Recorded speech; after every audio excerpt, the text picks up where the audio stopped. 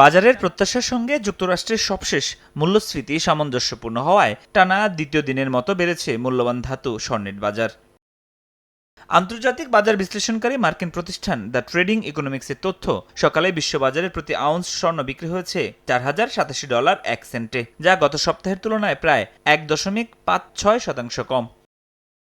বেড়েছে রূপার দামও, তবে সপ্তাহ ব্যবধানে প্রায় ৯.৪৮% কমে প্রতি আউন্স বিক্রি হচ্ছে $৫৮.৭৫। একদিনে বেড়েছে ১.৫৭%।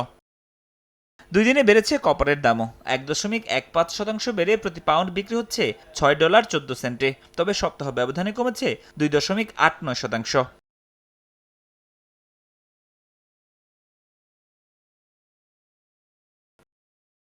একদিনে ০.২% বেড়েছে স্টিলের বাজার, তবে আগের সপ্তাহের তুলনায় ০.৩৯% কমে প্রতি টন বিক্রি হচ্ছে $৩,০৬৪। তবে কমছে লিথিয়ামের দাম, সপ্তাহ ব্যবধানে ২.৮৭% কমে প্রতি টন বিক্রি হচ্ছে $১৫,২৫০। ফরহাদুর রহমান, সময় সংবাদ।